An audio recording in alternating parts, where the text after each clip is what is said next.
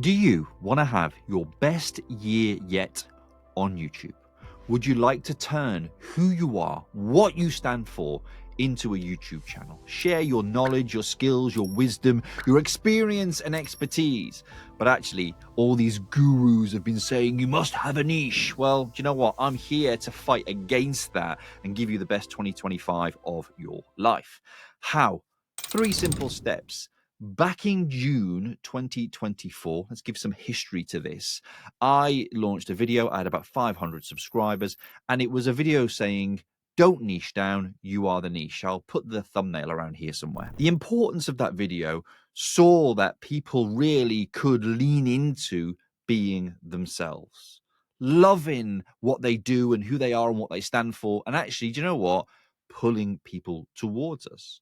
I want to share with you today the 3 steps that showed me what I've been teaching many, many people away from YouTube for many, many years through my social media agency, my personal brand agency. I want to bring that and show you how I implemented that into YouTube and how right now, as we speak in January 2025, I've got 40 people on my Heart Brand Blueprint coaching program, teaching them how to build their personal brand, leverage the power of YouTube, and build an online business so that you, like them, can make 2025 the best year of your life. How does that sound? If it does, obviously you're going to smash the like button, you're going to share it, you're going to leave a comment below and all the usual stuff. So we need the whiteboard. So I've got the trusty whiteboard so I can take you through these 3 steps. Now, the first one is this. If you're going to want to create content and build a YouTube channel in 2025, you need to know this thing. And it is, if you've seen any of my videos in the past, it's about identifying you as the niche. So you'll have seen this diagram in the past, and it's called your Ikigai.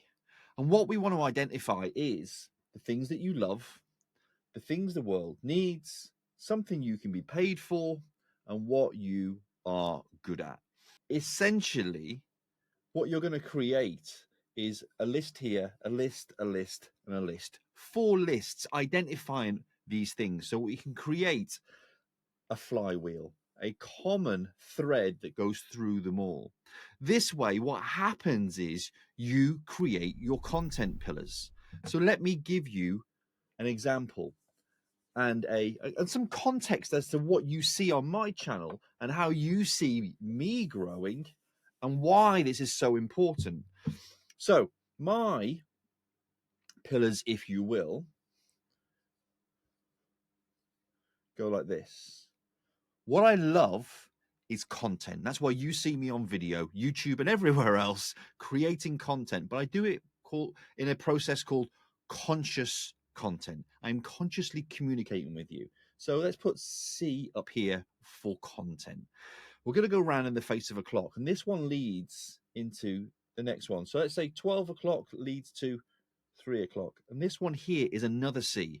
It's community. What I believe the world needs and what you need to work out is what the world needs from you in your perspective is key and pivotal, because then it gives your business purpose. Your brand has purpose. For me, I believe that we need community. People coming together around common causes. COVID showed us this. And it was, in the UK, for example, we had the NHS, the National Health Service. People came together and supported one another. You don't need a huge community. You don't need 1 million subscribers on your YouTube channel. Think about the phrase or the term of 1,000 true fans. If you had 1,000 people here within your community and they paid you £100 or $100 a year, depending on where you are and what your currency is, you'll create £100,000 or $100,000 a year business. That is a 6-figure business, and that is what changes lives. And I'm sure it would change yours too. So from our community, we then introduce them into something that we can be paid for. I call this my curriculum, another C. You'll see something happening here. And this is 6 o'clock on the clock. So I introduced them a lead magnet. The Courage Before Confidence program is my awareness product because we have different levels, and I will explain that in another video. I have shared it one previously. I'll see if I can link that up around here for you, but I will go into that deeper. Then from there, from my curriculum, we lead round to something that I'm really, really good at. It's another C, I've named it because it's got a stigma attached to it. So I've renamed it. But essentially what it is sales. I call it client acquisition.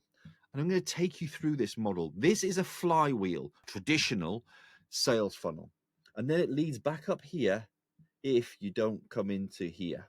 And I'll explain what this is. So we go content up here, different color. Let's get a different color. We go content first. People consume my content. And then they come into my community. From there, they're introduced to my curriculum. And if they like that, then they're invited to have a conversation about being a customer or a client acquisition. If they are ready, they come into the Heart brand. If not, they go back into content. Now, I appreciate this looks messy, but I'm sure you can see what's happening here.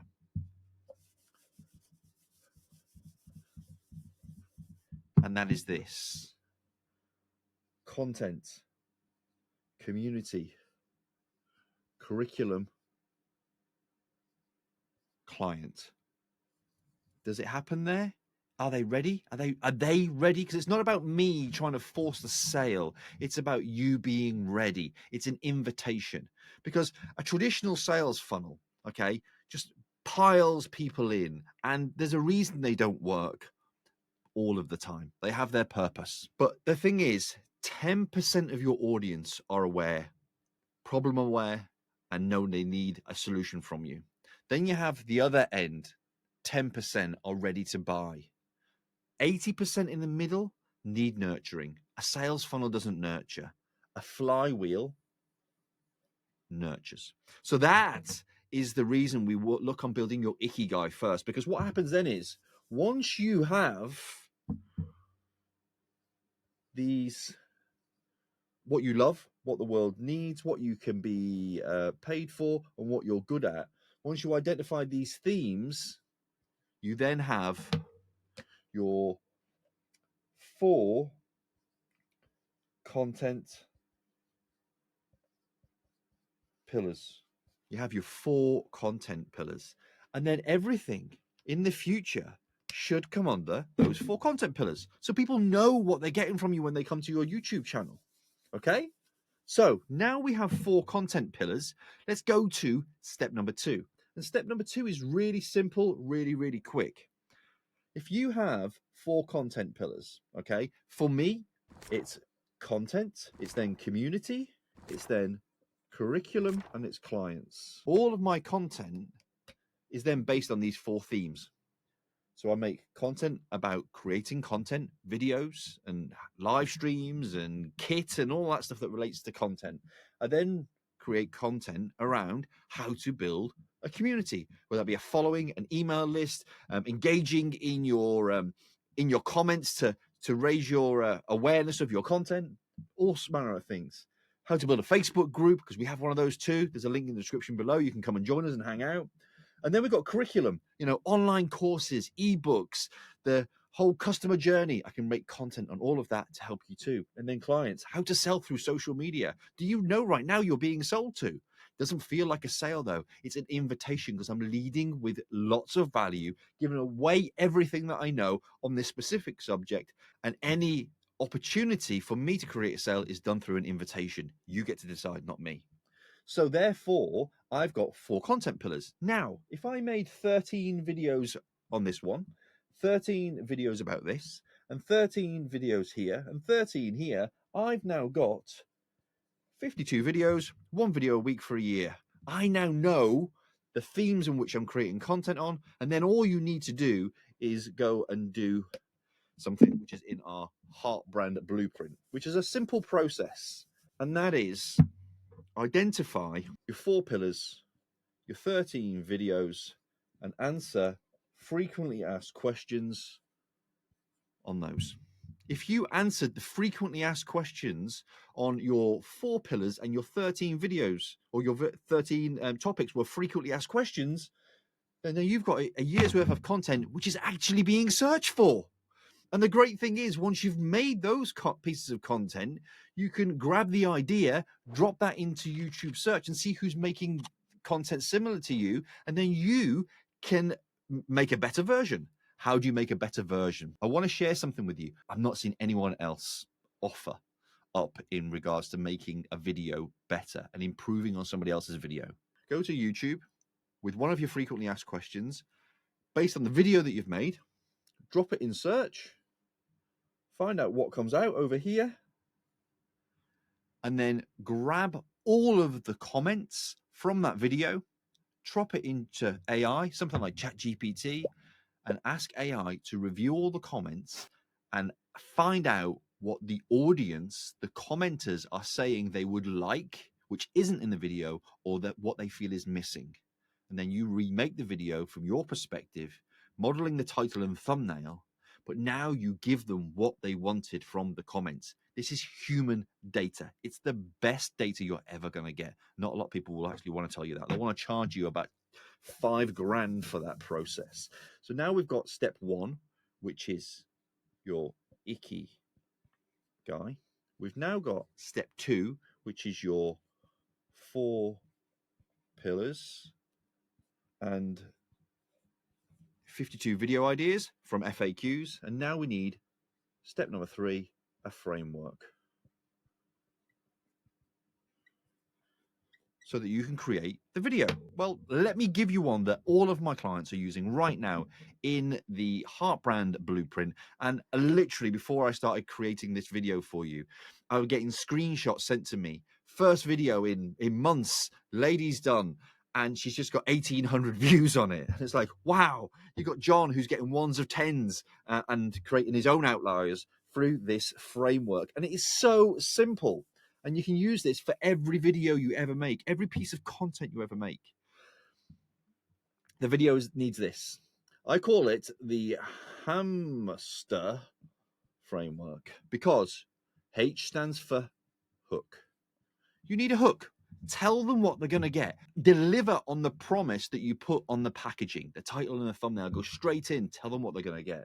So we need a hook. Then the next piece is mindset.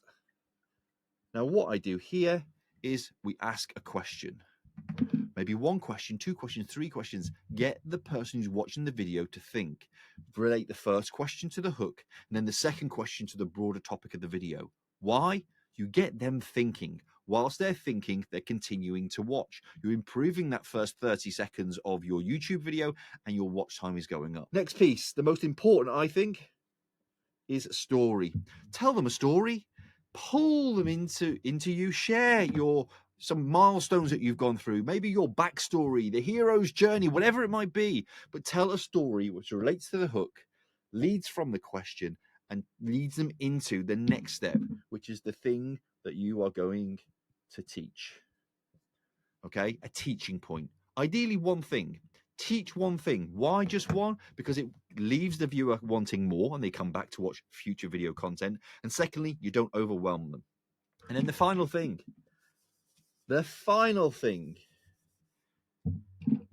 is this: an action step. Tell them what you want to do next. It's not subscribe. It's not like the video, but actually you can if you choose to. It's not even leave a comment, but I'd love you to leave a comment and let me know what your biggest takeaway is so far. The action step is something that complements the current video they're watching. So if you want to know how to create your personal brand, put those 4 pillars of content into action with the framework I've just showed you, you need to watch this video right here. That's the action step, because it shows you why you are the niche. Take care. Much love. Big Daddy out.